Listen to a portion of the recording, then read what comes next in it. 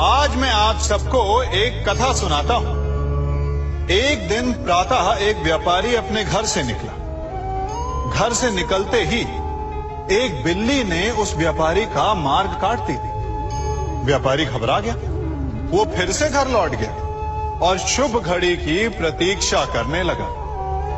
और जब वो पुनः अपने घर से निकला तब वो वाहन जा चुका था जिससे राजा तक पहुंचकर उसे भेंट देनी थी। राजा को भेंट नहीं मिली। राजा क्रोधित हो गए। राजा ने उस व्यापारी का व्यापार बंद करवा दिया। इस कारण व्यापारी क्रोधित होकर घर पर अपनी पत्नी से लड़ बैठा।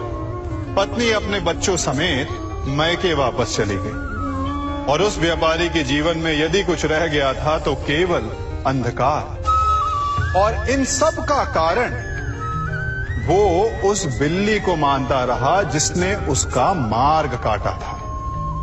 ऐसा ही एक दूसरा व्यापारी राजा को भेंट देने निकला और उस व्यापारी का मार्ग भी एक बिल्ली ने काट दिया।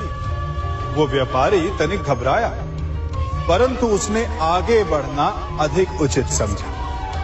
राजा तक वो समय पर पहुंचा। उसने राजा को भेंट दी। राजा प्रसन्न हुए और राजा ने व्यापारी को अपना व्यापार बढ़ाने की अनुमति दी, स्वर्ण आभूषण दी। जब व्यापारी घर पर पहुंचा तो पत्नी को आभूषण और अपने बच्चों को देने के लिए वस्त्र थे उसके पास। हर ओर प्रसन्नता थी। समझ रहे हैं ना? दोनों के साथ एक ही प्रकार की घटना हुई, परंतु दोनों की प्रतिक्रिया भिन्न थी। ऐसा ही हमारा जीवन भी है।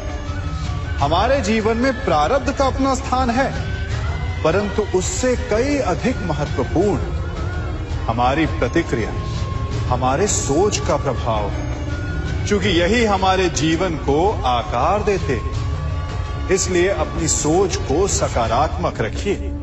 आपका जीवन सदैव आनंदमय रहेगा। कृष्ण ज्ञान के लिए अभी सब्सक्राइब करें।